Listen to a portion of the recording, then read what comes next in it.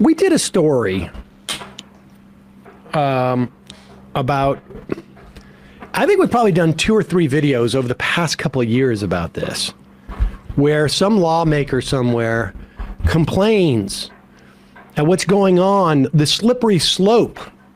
If we allow people to choose their own pronouns, we allow people to, in any way, get any type of health care. Now, I want to start with JD Vance. Any health care for their body dysmorphia or trans, their feeling of being trans, then it's a slippery slope. Here is JD Vance. Now, was this from years ago? This was like last week. Oh, this was just last week. Huh. In America. Did they have the internet? Did that exist last year? I mean, last week? I think so. Okay. All right. So here's JD Vance. He wants to be a senator of Ohio. This is the guy who was the erudite writer of hillbilly elegy. Also, a big hedge fund guy. One of the funders of Rumble, in fact. Business partners with Teal. Business partners with Teal. An educated man. Also, the guy, hasn't he been talking about all the fentanyl coming over the border, and he just had to cancel a fundraiser that he had with one of the top pill mill doctors who was named as giving out opioids at a disproportionate rate, but only because the news reported on it? That's the same guy. Huh? Ohio might be the second biggest state, the second state hit the hardest on a per capita basis by the opioid crisis. So the same guy we're all talking about here. This is Googleable, folks. In fact, NBC just did close the door on this, but here is JD Vance. Listen to what he's mad about 2 weeks out from the election.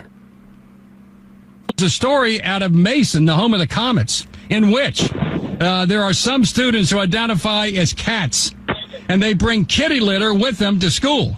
And some identify as dogs, and they have to be called Fido and little pussy cats instead of human beings. Now that is ridiculous. But one of the worst things is if they do not use the proper preferred nouns and pronouns of other students, K through the 12th grade, schools will be required to socially transition using child-selected names and pronouns in school. Minor kids like yours, JD Vance, will not be notified if your child wants to socially transition to a different gender or to an animal species. You talk about a difficulty as a father and mother. Should you be entitled to know if your 7-year-old identifies as Pause it for 1 second. Did he just refer to JD Vance as a father and mother?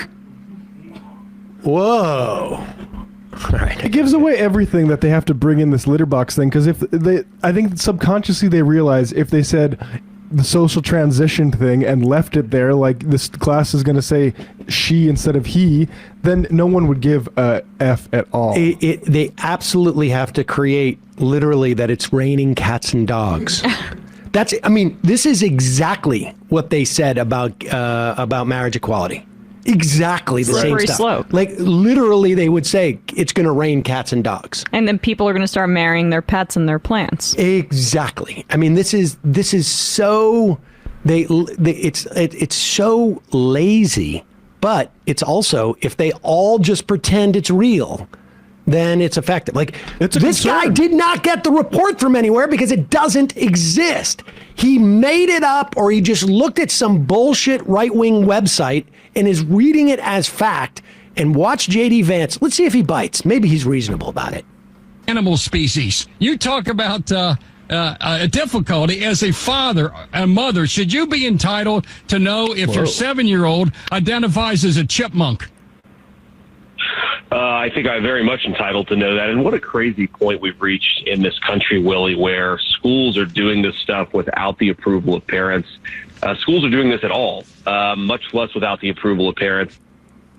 It would be crazy. It would be crazy if, kids. And honestly, hey, they want to dress up like a dog or a cat. That's fine by me. I mean, but it's not happening. Well, also, you shouldn't be pooping in the classroom. Well, and I'll just note That's a good point, Sam. on behalf of furries, who, as far as I know, aren't taking over public schools, but even furries, like the adults that dress up in costumes for animals, they don't piss in litter boxes. They actually use bathrooms, as far as I know. Yeah.